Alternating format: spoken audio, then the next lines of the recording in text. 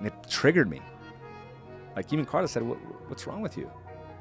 Like I couldn't even focus because all I did was consume on my phone all freaking day.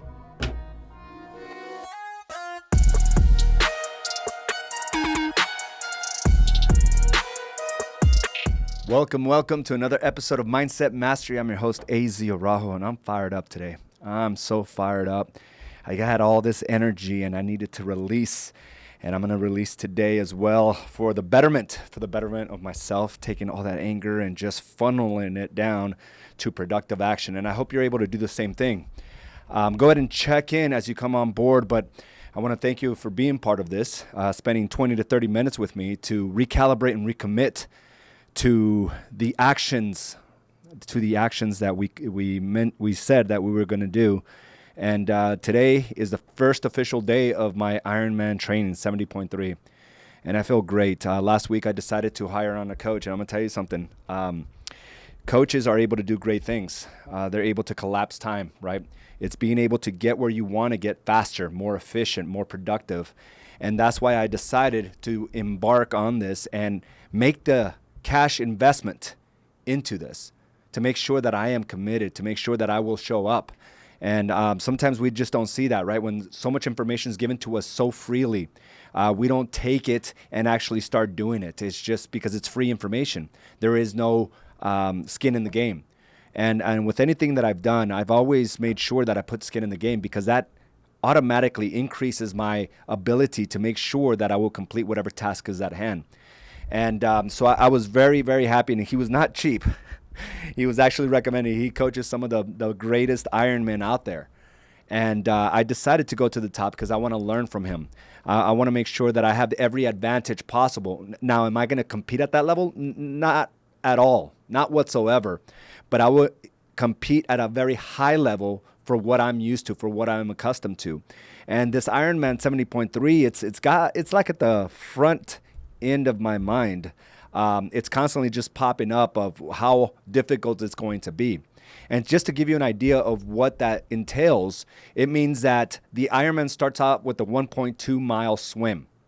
1.2 mile swim. And it doesn't seem like a lot, right? When you say it's like, 1.2 miles. But when you're actually in the water, it seems like it's a marathon. And in reality, it's comparable to a marathon, just in water. So 1.2 mile swim, followed immediately by a 56-mile bike ride, and then ending with a 13.1-mile run. Now, I've done something similar, actually not similar at all, half of this, when I did a regular Olympic triathlon. And the Olympic triathlon is about 0.8-mile swim, followed by a 26-mile run, and then followed by a 26-mile bike ride, and then followed by a 6 or 7 mile run. And that was a big feat for me. And as a matter of fact, last year, I said that was my last competition I was ever going to do. But it's funny how life works, right? It's hard to stop growing when you're on this path of growth and expansion. It's hard to stop growing when you're on this path of growth and expansion. And the things that I said I would never do again, all of a sudden reappear in my life. But this time, it reappears and I have more confidence behind it. And it's because of the reps I've put up to that point. This entire opportunity opened up to me when I decided to do the 100-mile run in eight weeks. And it just so happens that's when our economy here in Arizona got shut down. And then 9 weeks later, it reopened up. And I don't think I could have done a better job of writing this out. It just worked out beautifully. And I came out stronger. And the people that completed the 100-mile challenge also came out stronger. You're able to see that in their demeanor, in their confidence, in their eyes, in their business. Every person that completed this is doing something bigger in all aspects of their life. And then there's the flip side to that. Even here within our own brokerage here at A's and Associates, I've seen the complete flip side of that, where top producers are now asking these same individuals, what are you doing to keep busy? Because of the energy that they poured into this coronavirus, of being fearful, of shutting down, giving themselves an excuse not to go out there, and convincing themselves that the entire economy is shut down when that was further from the truth. I'm seeing those that are just killing it right now versus those that are suffering the consequences. And understand that we all have that same ability. And it's all based on the intentional actions we decide to take on every single day. It's about what we decide to consume and how we react to those mediums. If all we see is fire and famine, that's all we're going to show up to life with. If all we're seeing that, everything is depressed, everything is slowing down, nothing is going good in this world, that's exactly how we're going to reappear in the world. It's real easy to get sucked into whatever mediums are being sent our way through social media or through mass media. It's real easy to get sucked into that vortex. And right now you're either realizing what you decided to do during the last 8-9 weeks. And now there's another big issue happening, right? And it's causing all this anger, frustration, and resentment. And listen, this was the perfect storm for what just occurred. There's riots all over the country. There's people that have been oppressed for weeks at a time. What do you think was going to happen? What happened to George Floyd was the fire, was the spark, and that was unfortunate. That was hard to watch. That was difficult. Watching someone being killed on camera, that's so tough. Even though we're used to that, right? On TV, when we're watching movies. It was different. We think we're desensitized to all this stuff, but I'm telling you what, it was tough to consume that video. And now we're seeing these rioters and looters, which have taken focus from those that were just protesting peacefully. But there was a perfect storm to all this. When we suppress, when we hold back, when we're told that you must stay home, that the economy, it was taken from many people. Many individuals are feeling the financial burdens. They're feeling the pains. Millions of jobs lost. Feeling oppressed. All this negativity and frustration.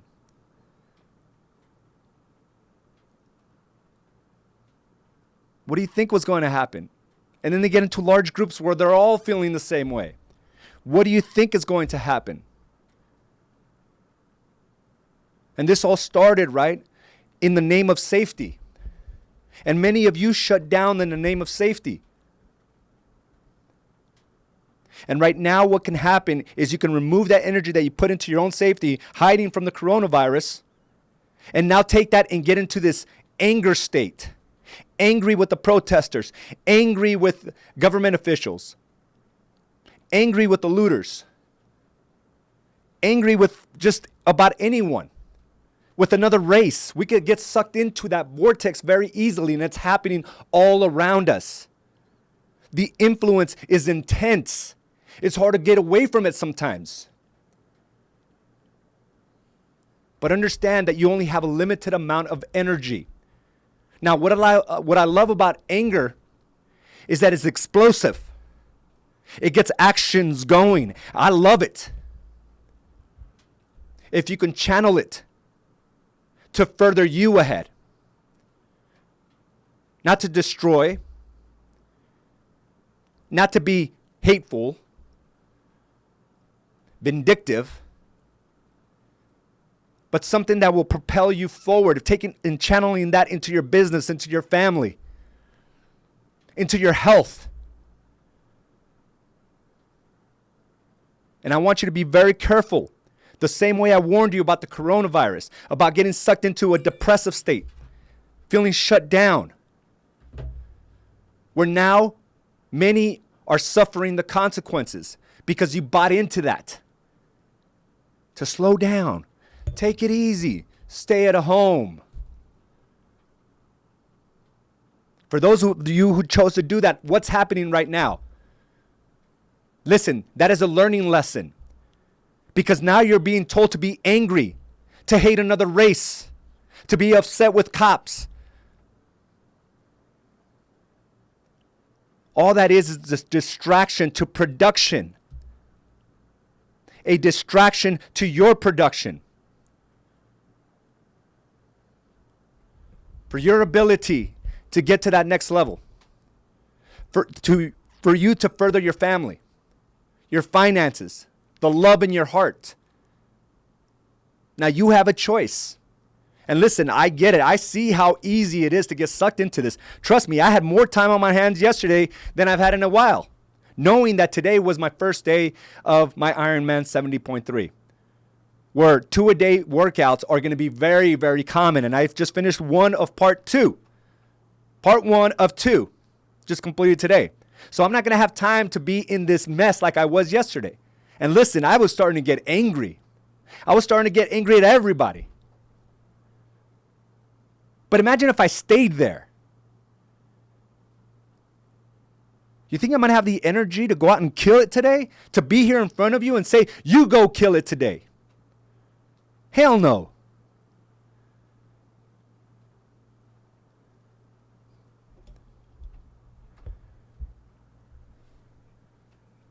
Listen, I got to admit, I was getting sucked into this pretty bad. I was starting to judge. I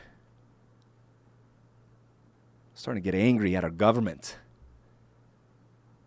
And it triggered me. Like even Carla said, what's wrong with you? Like I couldn't even focus. Because all I did was consume on my phone all freaking day. And that's all you see. And yet that's the same immunity I built versus the coronavirus, where I said, I'm not going to listen to anymore. I'm not going to believe until I see it. It was a decision. And I decided to come out stronger, which I did.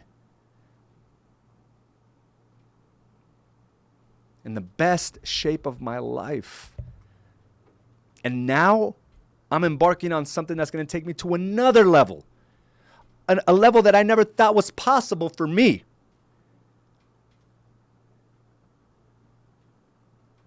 As many are just sitting in front of their phones or their TVs, yelling, getting angry, judging, hating. I'm going to share something that I wrote. And this was in the midst of like just falling into this trap. I see a little different now. But it's at 8 p.m. curfew. That was our governor, Mr. Ducey, that imposed an 8 p.m. curfew for law-abiding citizens, for the actions of a small group of individuals that need to be stopped and arrested. Not the protesters, the looters. So I said 8 p.m. curfew. Isn't that what got us into this mess to begin with? Violating our liberties and civil rights? What do you expect to happen? You shut down the economy for our safety, brewing resentment, fear, anxiety, frustration, distrust, as you mandated who is essential and who is not. There's a deep-seated frustration amongst this nation. People are tired of being controlled and violated with no repercussions to the violators. It's citizens like me and you that are left to carry the burden. I hate what happened to George Floyd and all those before him and after him that were unjustly killed. I hate what's happening to those that lost their jobs and are facing financial hardship. I hate the opportunities that are terrorizing our streets. Now, I love the good people in the world. I honor those that had guns, proudly waving the U.S. flags, mandating our economy to be reopened and our rights to be reinstituted. I salute you. Remember those guys. I also love the good people in the world. I honor those that are protesting peacefully in the streets for equality. I support and hear you. You both are fighting for the same things, life, liberty, and the pursuit of happiness. Looters are opportunists. Stop and arrest them. But don't try to control the citizens of this great nation. Ducey, you will be voted out. This is not the solution. Quit taking our freedoms away in the name of safety. We are being groomed to follow the arbitrary rules, not the laws of the Constitution. What's next? Listen, if I continue to dive into these feelings, where do you think I would be? I'm not going to be productive. I am going to be around pointing fingers all day long. It's your fault. It's your fault. Look what you're doing. We can all do that. But I understand I only have a limited time of energy, and I'm going to do something productive. I'm going to love on my kids. I'm going to love on my wife. I'm going to love on my body. I'm going to love on my business. Because I can't be in this place, and neither can you. You need to stand up for you. Start there first. You're not going to fix anyone else.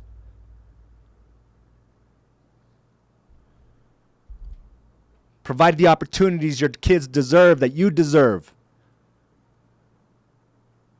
Because being in this place is what's having all these looters out there thinking that now it's the rich versus the poor. Not realizing many who are rich are because of the hard work they decided to do day in and day out. I was watching this video where a Mercedes dealership, their cars were getting vandalized. Understand that is the back of many hard hours of work and sacrifice. The sacrifice to stay on target. To do work when it's easier not to. To stay committed to your dreams.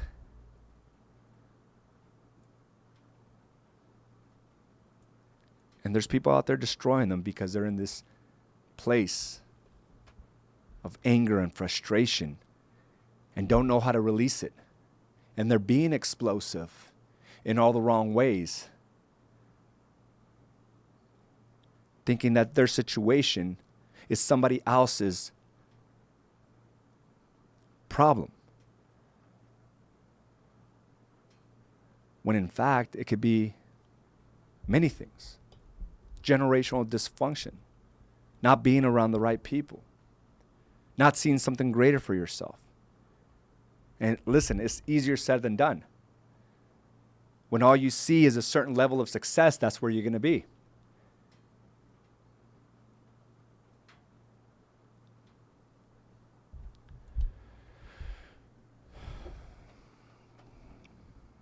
But it was a perfect storm.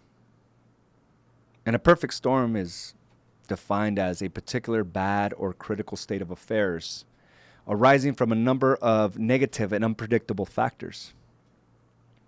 For example, coronavirus.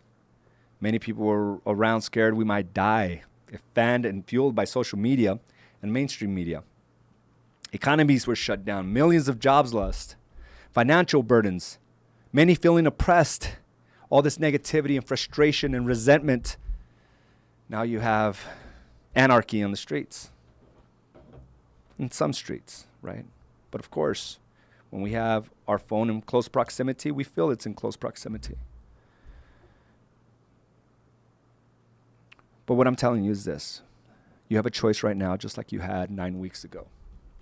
And now it seems like the only thing we hear is about all the wrong our government's done. Now, and all the wrong the looters and rioters are doing. What about the right? What kind of story will you write during this time? I love what Elon Musk said. He was on an interview with Joe Rogan. And, he was being asked, about if he was going to build his own house. And Elon Musk had bought this piece of land, and he was actually thinking of designing his entire house. And then he decided against it. And he told Joe Rogan, it's like, I understand how much energy it's going to take, how much time, effort, and energy is going to take for me to design this thing. So I decided to go explore Mars instead. That blew my mind. You mean going out to discover Mars is going to take the same time and energy and effort that building your house would be? But then it got me thinking. That's everything with us. When we decide just to consume our phones, it takes the same time, energy, and effort than it would to do something productive for your business, to spend time with your family, to go out and work out and make yourself healthier so you can last the stress and duress we take on every single day. It just blew my mind. Because he understands we only have a limited amount of time. It's what you decide to do with it that is the game changer for those that have versus those that don't. And it's unfortunate because all these kids out there have all this energy. They just don't know how to release it. All this energy pent up over 8-9 weeks, watching their parents lose their jobs and taking out their frustrations on them. And now they're lashing out. And it's a dysfunctional generational thing. And it sucks. Because to break out of that mold, it's nearly impossible. But you're more aware. And you can't fall into those same traps. And you have to decide where you're going to be in the next 8 weeks. I know where I'm going to be in the next 20 weeks. I have it all planned out, at least for my health side. And that's going to open up more opportunity for my business. More opportunity for the messages I'm able to convey. Because at the end of the day, it's not about the 1.2 mile swim. It's not about the 56-mile bike ride or the 13-mile run right after that. I'm going to do that 10 times over in preparation for that. That's where I'm going to learn my lessons. Your results are just the icing. It's the journey. Being able to push through the pains and the distractions. That's where the real journey's at. And I can't wait to learn of what I will discover about myself. I'm going to push my limitations. I know I'm going to hurt. I can't wait. I can't. And it's the same thing I saw this morning as Carla started her 12-week target or 12-week challenge with 8 individuals this morning, all at 6 a.m. They're going to go through a growth process and collapse that time because they decided to put their money where their mouth is. Started focusing, what can I do to better myself? As opposed to getting pulled into this negativity. And each one of them will come out better on the other side.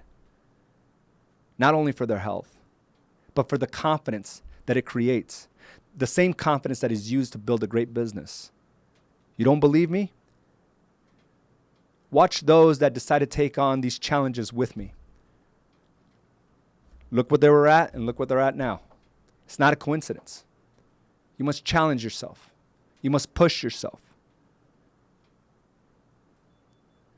You must turn away from the distractions. And I'm happy. I'm happy because I'm prepping for the next phase of my business. I'm prepping for the toughest competition that I've ever been in. And I'm looking forward to it. So as opposed to the perfect storm being a bad or critical state of affairs, I'm looking at it differently. There is a perfect storm that is brewing within me. And it has to do with the results I will get after this. And it's going to be because of the intentional and conscious daily actions arising from a vision of future possibilities. I want to thank you for joining me for another episode of Mindset Mastery. I do want to say hi to a few people that decided to join me today. And if you have any comments or insights, please share them with me. I have Claudia, Patrick, good morning, Rudy. He's on that journey. Roger, good morning, brother. Nick, Teresa, good morning. Kim, Celia, Omar, Isela, Jasmine, good morning.